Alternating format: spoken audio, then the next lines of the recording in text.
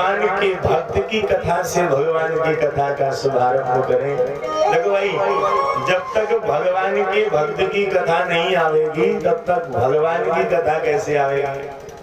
तो इस कथा का उदय जहां से होता है, कहां से उदय होता है? श्रीमद् भागवत का जन्म कहां से हुआ? महाभारत जहां से विश्राम ली खत्म होती है, जहां से महाभारत वहां से भागवत शुरू होती है। तो बड़ा सुंदर भाव है, व्यास जी श्लोक लिखा है बहुत सुंदर। कौन सा? कि यदा मृदे कौरव सृंजयाना, यदा मृदे कौरव सृंजयाना, वीरेश्वथो वीर गतिम गतेषु, ब्रकोदराभिर्गादाभिमर्श, भग्नोरुदण्डो धृतराष्ट्रपुत्र,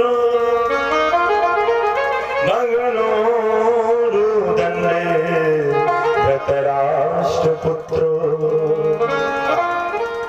सज्जनों, महाभारत का विश्राम कहाँ है? कुरुक्षेत्र के रणांगण में, धर्म क्षेत्रे कुरुक्षेत्रे। भारत भूमि में एक राज्य है, नाम है हरियाणा। वहां पर एक क्षेत्र है कुरुक्षेत्र।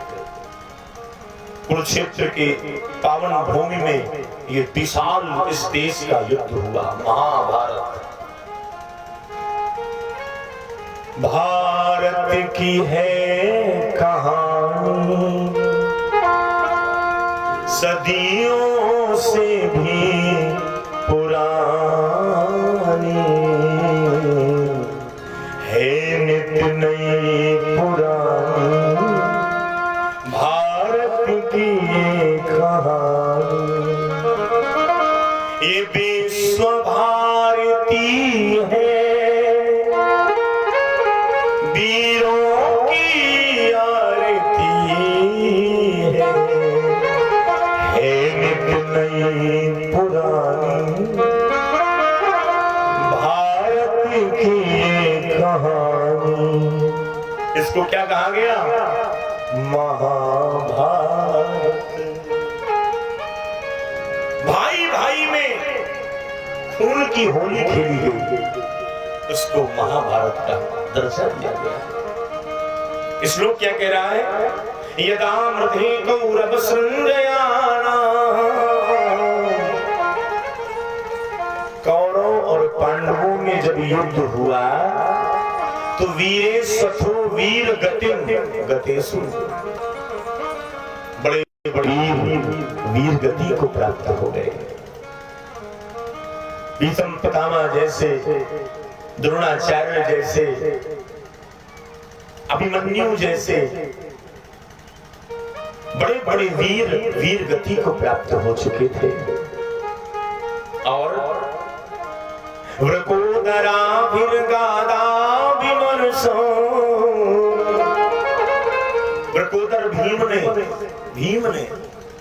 भीम ने अपनी गदा के प्रहार से भग्नोरुदंड धृतराष्ट्रपुत्र, धृतराष्ट्र के ज्येष्ठ पुत्र दुर्योधन की जंघा को तोड़ दिया है, कमर को तोड़ दिया है।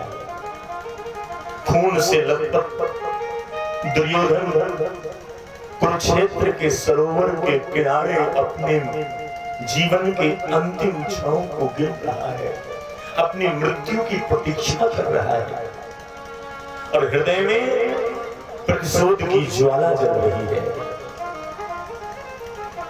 मलाल है कि हम 100 भाई थे, 100 भाई, और पांडव 5 भाई होने के बावजूद भी पांडवों का कोई बाल बांका न कर सका और हम 100 के 100 भाई समाप्त हो रहे हैं। मेरी मौत सुकून से हो जाती अगर मैं एक पांडव का मरा हुआ चेहरा देख लेता है। सज्जनों, मरते मरते भी दुर्योधन मारने मरने की बात कर रहा है। अंतिम समय भी मरने मारने की इसके जीवन में ये मति चल रही है। ध्यान रखना, जो इंसान जिंदगी भर जैसे कर्म करता है, मरते समय उस इंसान की मति में वैसे ही कर्म, वैसी ही बुद्धि चलायमान होती है, सक्रिय होते हैं वैसे ही विचार। जो जिंदगी भर चोरी करता रहा, वो आदमी सोचे कि मरते समय में राम राम कहूं तो चाहे कर भी राम राम नहीं कर पाएगा। जो आदमी जिंदगी भर लोगों के विचार की बातें करता रहा, लोगों के बुरे के लिए सोचता रहा, वो कभी भी अपने लिए अच्छा नहीं कर पाएगा। दुर्योधन ने जीवन भर मारने मरने का ख्याल किया, इसलिए आज भी उसके मन में वही भाव आ रहे हैं। इसीलिए संत महात्मा गुरुजन सुधीजन विद्वान ब्राह्मण ये कहा करते हैं कि भाई मेरे तुम राम जपो, राम जपो, राम जप, राम जप, राम जप बावरे। क्यों? क्योंकि मरते समय जब तुम आज से जपना चालू करोगे ना, तो ये तुम्हारे अभ्यास में आ जाएगा। एक महात्मा ने तो बहुत सुंदर गाया कि करत करत अभ्यास के जड़मति होत सुजान, रसरी आवत जात के सिल पर पड़त निशान। एक मूंज की रस्सी भी, एक प्लास्टिक की रस्सी भी पत्थर की शिला में अपने निशान छोड़ देती है। जब वो आवृत्ति करती है उसकी बार बार आती जाती है। तो हम भी अगर भगवान के नाम को जपते रहेंगे, हर क्षण गाते रहेंगे, तो मरते समय भी एक बार वो नाम अगर आ गया तो आपकी मुक्ति निश्चित है, कंफर्म है। अंते मति सहागति, मरते समय जिस जो मति में होता है वही आपकी गति में होता है। मरते समय अगर लड़का की याद आ गई तो अगले जन्म में लड़के के घर में ही आना पड़ेगा, और मरते समय अगर राम की याद आ गई तो राम मिलेंगे। अंते मति सहागति। तो दुर्योधन ख्याल में क्या आ रहा है? दुर्योधन के एक पांडव का मरा चेहरा देख लेता है, मर रहा है फिर भी। उसी समय पांडव और कौरवों के जो गुरुदेव हैं, नाम है द्रोणाचार्य। इनके एक पुत्र है, नाम है अश्वत्थामा। अश्वत्थामा आ गया, लंगोटिया यार है बचपन का दुर्योधन का। अश्वत्थामा ने आकर के दुर्योधन के शरीर को लथपथ देखा, खून से तो आंखों से रोने लगा और कहा, मित्र तेरी ये दशा किसने की है? सारी बात स्पष्ट हुई और अपना दुखा रोने लगा कि मित्र मैं बड़ा दुखी हूं। अश्वत्थामा ने कहा, मैं तेरा मित्र हूं, और सच्चा मित्र तो वही है जो विपरीत समय में अपने साथी का साथ दे। सुख में तो सब साथी होते हैं, दुख में जो तुम्हारे साथ खड़ा है सज्जनों, वही तुम्हारा सच्चा हितैषी है। अश्वत्थामा ने कहा, मित्र तेरे अंतिम क्षणों में मैं तेरी क्या मदद कर सकता हूं? और कहते हैं कि मरने वाले आदमी की मनोकामना जो पूरी कर दे उससे बड़ा क्या पुण्य होगा। तो अश्वत्थामा ने कहा कि भाई तेरे मन में जो कामना हो बता, मैं तेरी कामना को पूर्ण करूंगा। मरते समय जो ख्याल हो।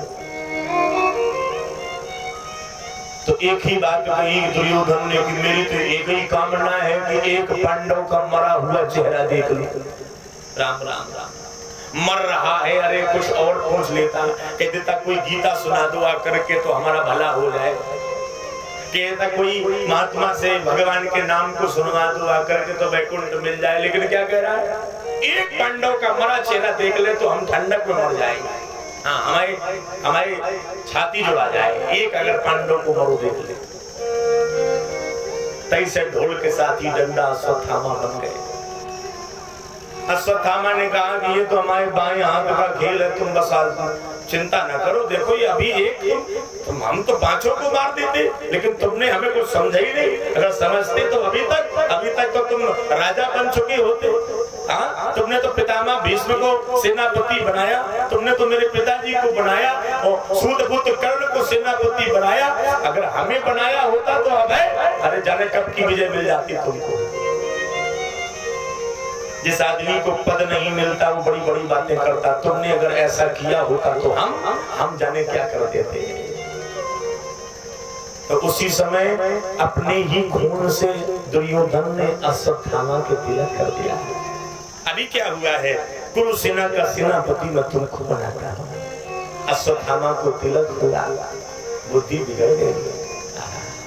बुद्धि क्यों बिगड़ी? क्योंकि नीच का दुर्योधन को क्या बहुत अच्छा समझते हैं, क्षत्रिय के नाम पर कलंक है दुर्योधन। कैसे? क्षत्रिय तो वो है जो असहाय, क्षत्रिय का मतलब होता है छतरी। छतरी समझते हैं ना, जो धूप से, जो वर्षा से रक्षा करे, वो क्षत्रिय है।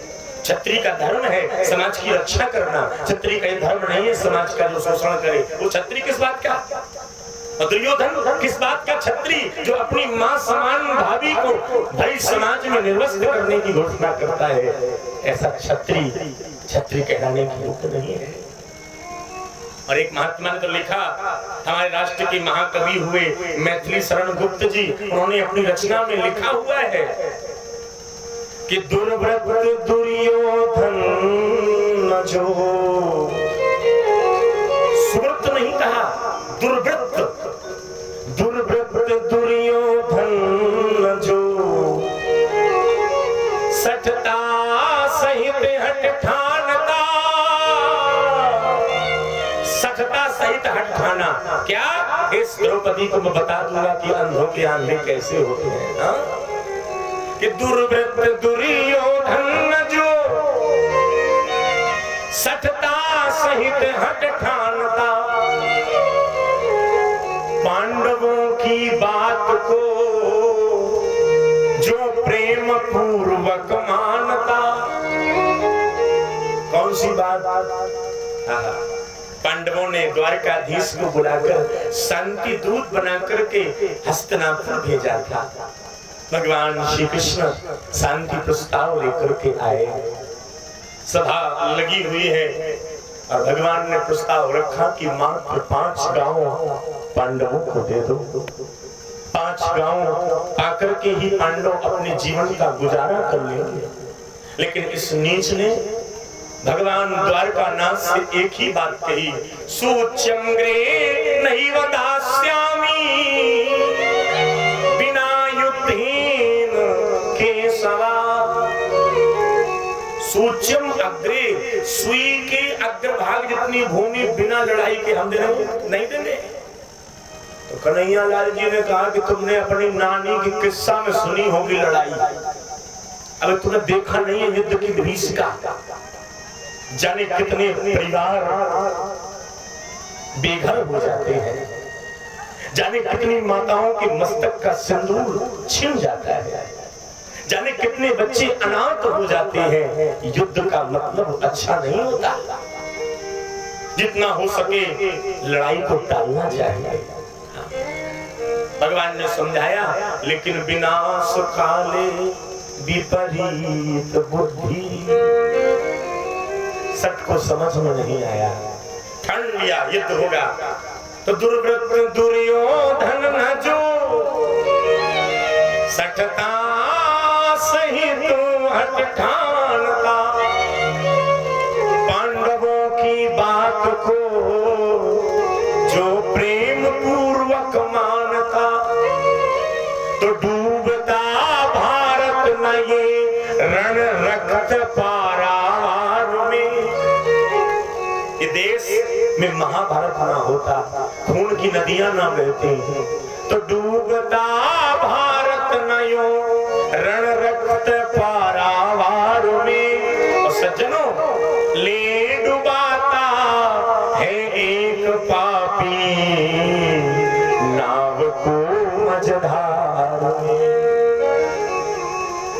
एक पापी अगर नाव में बैठा हो तो नाव डूब जाएगी। ऐसे एक खानदान में अगर उल्टा आदमी पैदा हो गया तो पूरे खानदान की बदनामी करवा देता है। ऐसा दुर्योधन। और किससे द्वेष किया?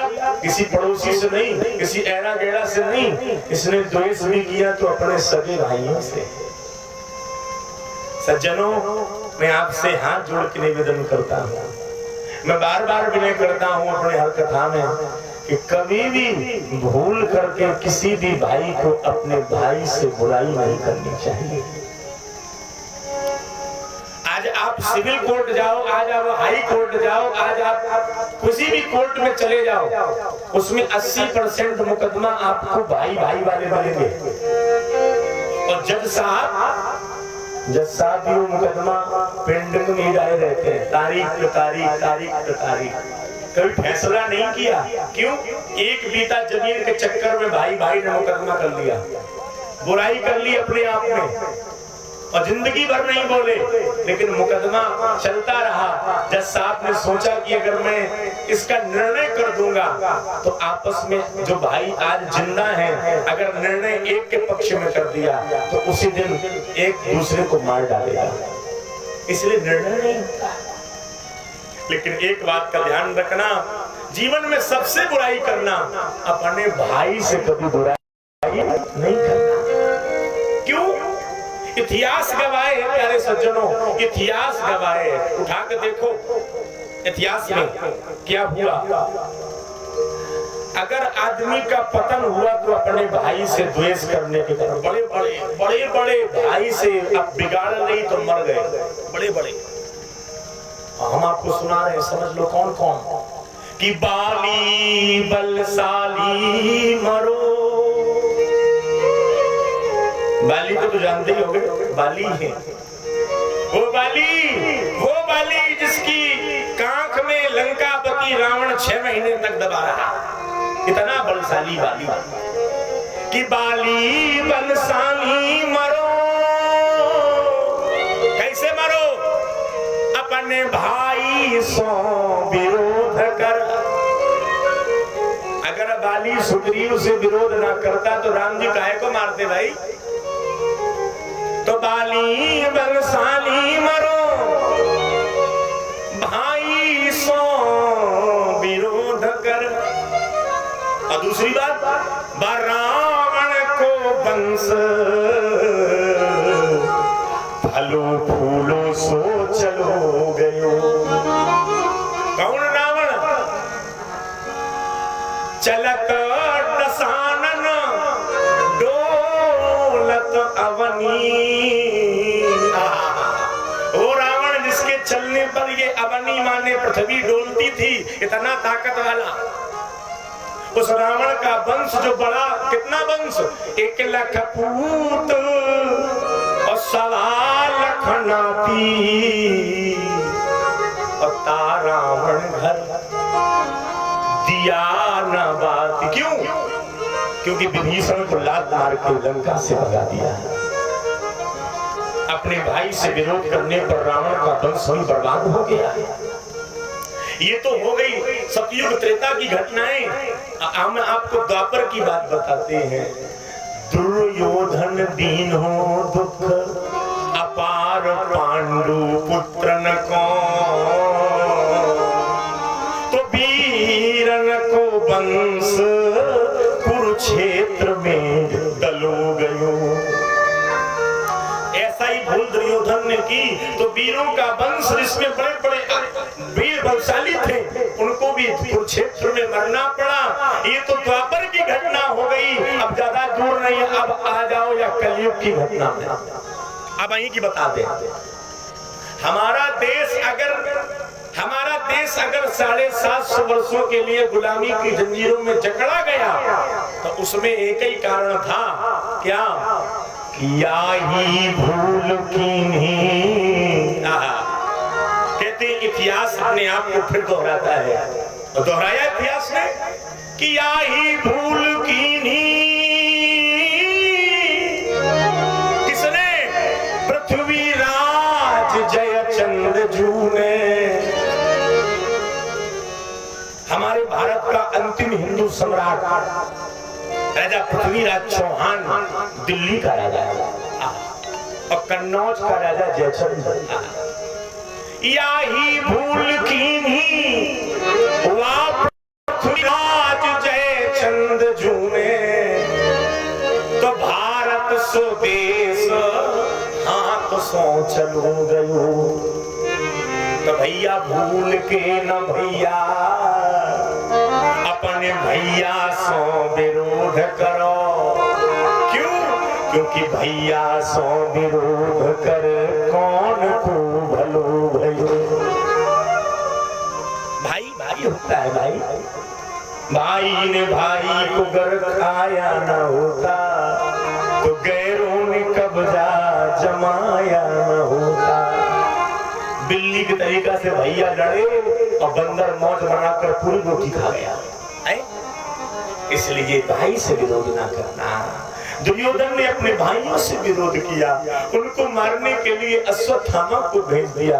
अश्वत्थामा कौन? अष्ट चिरंजीवियों में अश्वत्थामा का नाम है। अमर था, आज भी है।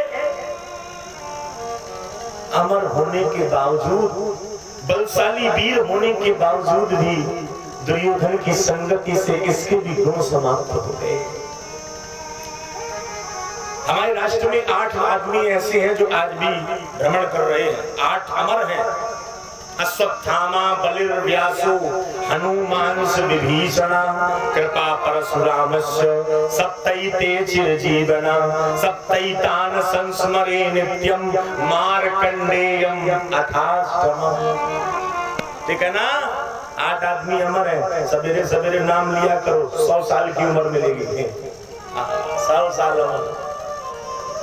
अष्ट चिरंजीवी में नाम है अश्वत्थामा का।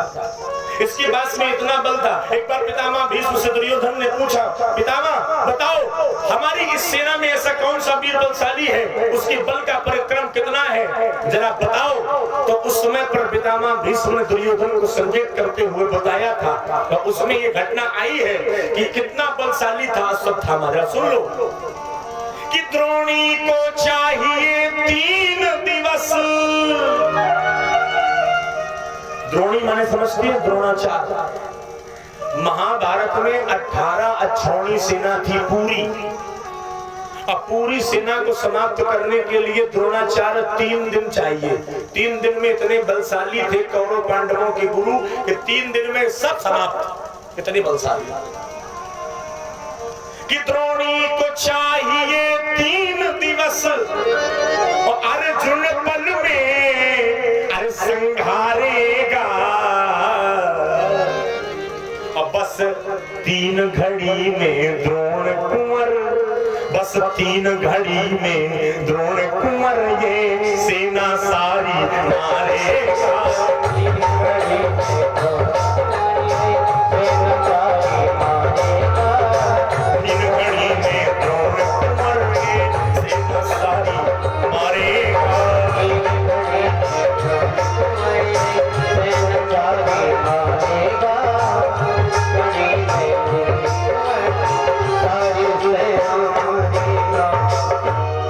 द्रोणाचार्य का पुत्र अश्वत्थामा इतना बलवान था कि 3 घड़ी।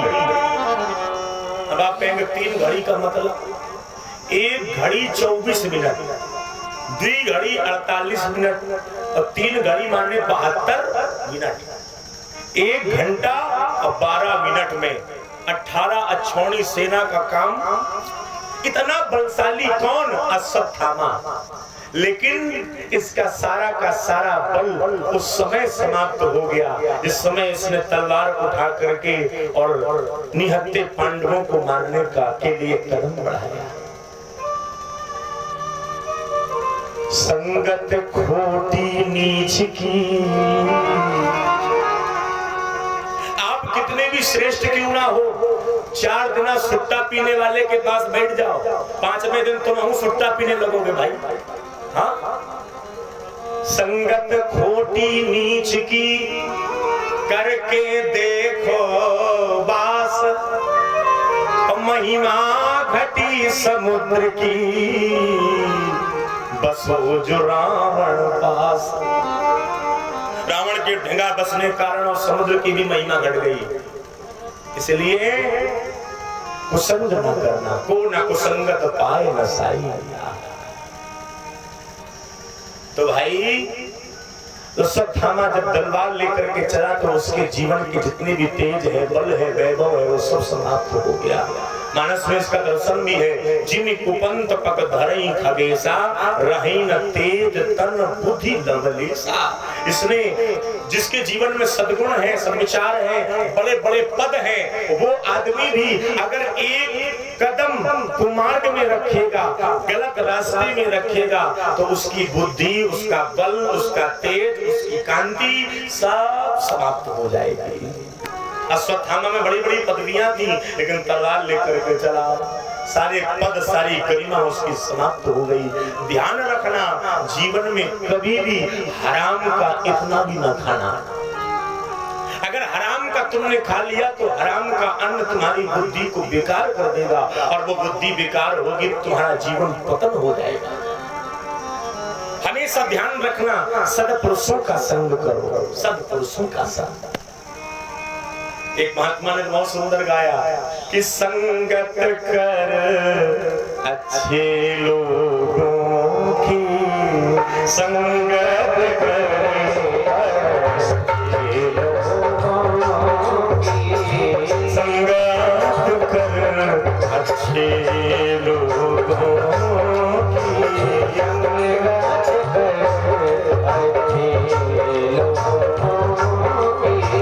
दवा मिल जाएगी सभी लोगों की, दवा मिल जाएगी सभी लोगों की, दवा मिल जाएगी सभी लोगों की, दवा मिल जाएगी सभी लोगों की।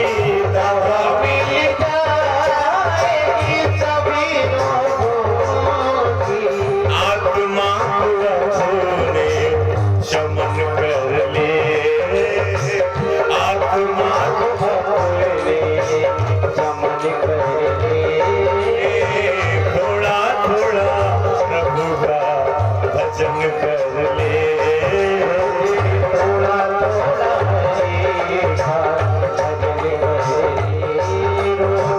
मुक्ति का कोई तू जतन कर ले,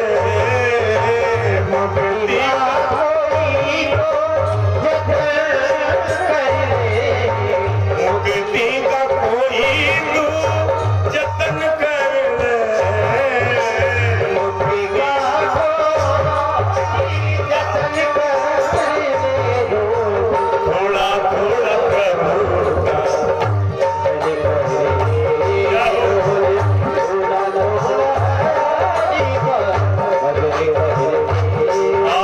भजन कर ले,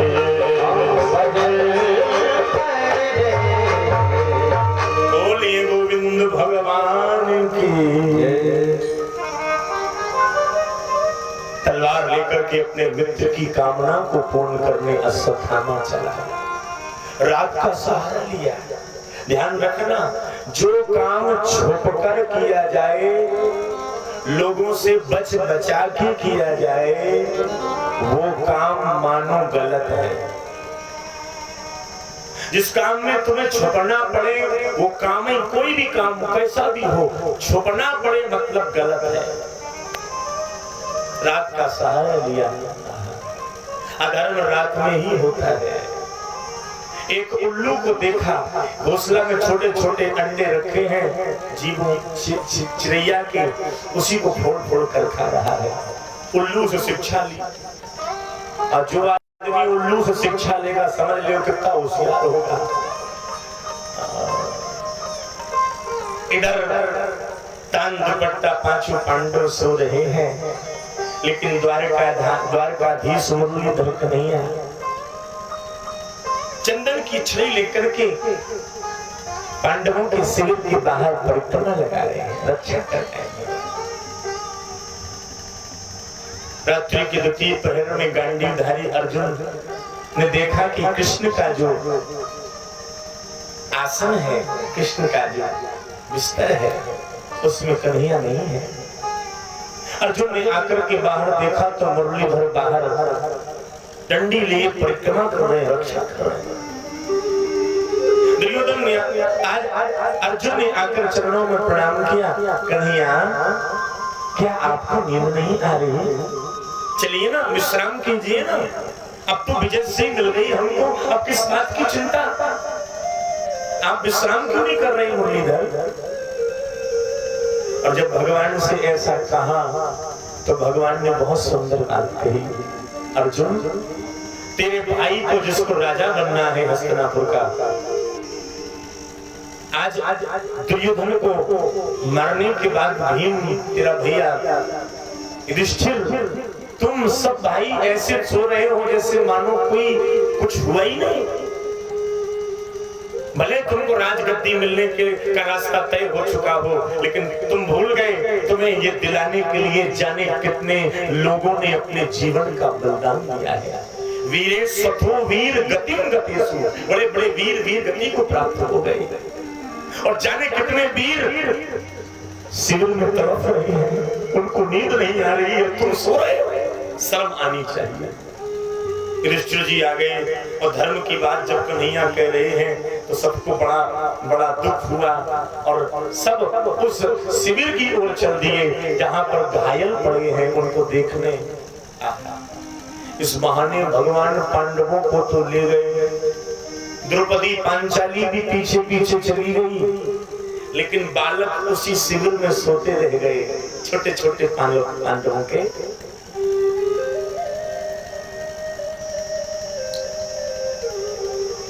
रात्रि का तृतीय प्रहर प्रारंभ हुआ, सब सो चुकी है दुनिया। शिविर में अश्वत्थामा ने प्रवेश किया, तान दुपट्टा पांचों बालक सो रहे थे। आकर के अश्वत्थामा ने सोचा यही पांचों पांडव हैं, कटार निकाल करके अपने कटार से उन पांचों बच्चों के गले उतार दिए, धड़ वहीं पड़े रहे। दुर्योधन कहेगा कि अगर तूने पांचों पांडवों को मारा है तो प्रमाण क्या है? तो उन छोटे छोटे बालकों के सिर को अपने अंग वस्त्र में बांध लिया। उन टपकाता हुआ अश्वत्थामा दुर्योधन की ओर बढ़ चला, और होते होते उस सरोवर के किनारे जहां दुर्योधन मृत्यु के अंतिम क्षणों को निहार रही है, आहट हुई। कौन है? अरे मित्र, तेरी मनोकामना को पूरी करके तेरा मित्र आ गया है। दुर्योधन ने कहा कौन सी मनोकामना? अरे भैया, तूने एक पांडव का मरा हुआ चेहरा देख लूंगा तो मेरी मृत्यु सुकून से जाएगी। आज तेरे मित्र अश्वत्थामा ने एक नहीं बल्कि पांचों पांडवों को मार दिया। बड़ी जोर से हा हा करके हंसने लगा दुर्योधन। अरे मित्र हो तो तेरे जैसा, अरे तू मेरे हृदय से लग जा आकर के, तूने बड़ा अच्छा किया, तूने एक नहीं पांचों को मार दिया। अब फिर अचानक कहता है मैं कैसे मानूं कि तूने पांचों को मार दिया? हम 100 भाई एक को न मार पाए, तू पांचों को मारे, क्या प्रमाण है? अश्वत्थामा बोला मुझे पता था तुम प्रमाण मांगोगे। अंगौछे में बांधकर जिन बच्चों के मुंड को लाया था आज दुर्योधन के सामने पटक दिए जैसे कोई खरबूजा लाया। प्रतिशोध की ज्वाला जल रही है दुर्योधन के हृदय में।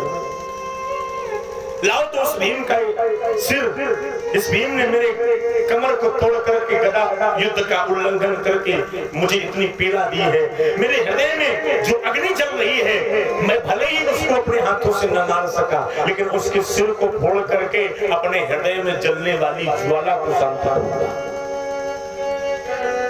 तो कहते हैं एक बालक का सिर उठाकर अश्वत्थामा ने दे दिया, और भीम का सिर समझकर उसको दबाकर फोड़ना चाहा तो प्रयास ही नहीं करना पड़ा, और वो खरबूजे के तरीके से फूट गया। दुर्योधन को बोध नहीं हुआ, दुर्योधन को विश्वास नहीं हुआ। मैं नहीं मान सकता 10,000 हाथियों का बल जिस भीम के शरीर में है, उस भीम का सिर इतना कोमल होगा, मुझे विश्वास नहीं होता है। मसाल लगाई गई। मसाल की रोशनी में देखा दुधमुहा बालकों के सिर हैं। दुधमुहा बालकों के सिर को देखा तो आज दुर्योधन के भी आंखों से आंसू गिरने लगे। दुर्योधन ने कहा मित्र तूने ये क्या किया? कुरुवंश की पंचदीपकों को ही तूने बुझा दिया। हम 100 भाई, हमारे नाना पुत्र सब मारे गए युद्ध में। हस्तिनापुर राज सिंहासन का कुरुवंश का दीप तो बुझ ही गया था, लेकिन भरत वंश का दीप ये पांडवों के बालक थे, तूने इनको भी बंद कर दिया, इनको भी बुझा दिया, हमारी शाखाएं समाप्त कर दी। मेरा बैर पांडवों से था, इन बच्चों ने क्या बिगाड़ा? दुर्योधन रोने लगा और दुर्योधन को वरदान मान लो या श्राप। कहते हैं जब अत्यधिक दुख मिलेगा और अत्यधिक सुख मिलेगा तभी तेरे प्राण निकलेंगे। सो ऐसा पश्चाताप कर करके बच्चों के मुंड देख देख करके दुर्योधन के प्राण निकल गए।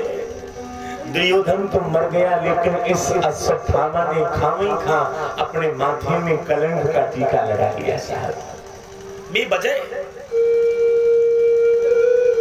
सुबह हुई, द्रौपदी अपने 5 पतियों के साथ घायल लोगों को उपचार दिलवा करके लौटी। अपने बच्चों को जगाने के लिए लोरी गाती हुई द्रौपदी खुशी खुशी अपने बच्चों को देखने के लिए, उनका मुख चूमने के लिए जो ही आज उस शिविर में प्रवेश करती है, तो उस माँ को क्या पता कि जिस बच्चों को लोरी गा करके सुना करके मैं गई थी, उनका मुख भी देखने को नसीब नहीं होगा। पांचाली ने देखा कि वो बिस्तर खून से लथपथ पड़े हैं, बच्चों के सिर कभी पता नहीं है, पछाड़ खाकर के गिर गई। कुर्री पक्षी जैसे क्रंदन करती है, जैसे किसी गाय का बछड़ा कसाई काटे तो वो गाय रभा रभा कर अपने प्राण त्याग देती है, ऐसे ही बिस्तरों में अपने सिर को पटक पटक करके द्रौपदी रोने लगी। माँ का हृदय होता ही इतना कोमल है। माँ भूखी रह सकती है, लेकिन अपने बच्चे को भूखा नहीं रख सकती। और एक नहीं, 2 नहीं, जिस माँ के 5 बच्चे उसके सामने ना रहे, उस माँ का हृदय क्या कहेगा? द्रौपदी रो रही है, भगवान मुरलीधर मुंह फेर कर खड़े हो गए। द्रौपदी ने सोचा कि गोविंद के रहते हुए, द्वारकानाथ के रहते हुए मेरे बच्चों की एक स्थिति हो गई। कृष्ण की ओर घूम कर देखा, भगवान ने नजरें घुमा ली, मानो कन्हैया कहना चाहते हो सब दिन होत न एक समान।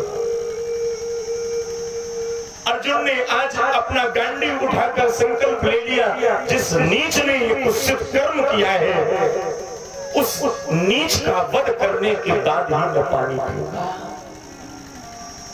रथ ले आओ, कृष्ण भगवान रथ सजाकर आए। अर्जुन उस पर सवार हो जाते हैं और लोगों से पता चलता है कि ये कर्म कुकर्म किसी नीच ने नहीं, बल्कि द्रोणाचार्य के पुत्र अश्वत्थामा ने किया है, गुरुपुत्र ने किया है। और जब गुरुपुत्र ने किया है तो उस आश्रम की ओर अर्जुन का रथ आगे बढ़ा। अश्वत्थामा को पता चला अर्जुन की आंखों में खून की ज्वाला जल रही है, अब वो छोड़ेगा नहीं। तो प्यारे सज्जनों, अपने रथ पर बैठ करके भागा हुआ अश्वत्थामा। भागवत जी में को ऐसा वर्णन आता है कि अश्वत्थामा अपने बचने के लिए जाने कहां कहां नहीं गया, लेकिन अश्वत्थामा सब जगह जाए। मृत्यु से बचने के लिए लोग लाख जतन करते हैं, लेकिन मृत्यु से बचा नहीं जा सकता। अंत में जब प्राणों को अंत में जब प्राणों को संकट में अश्वत्थामा ने देखा,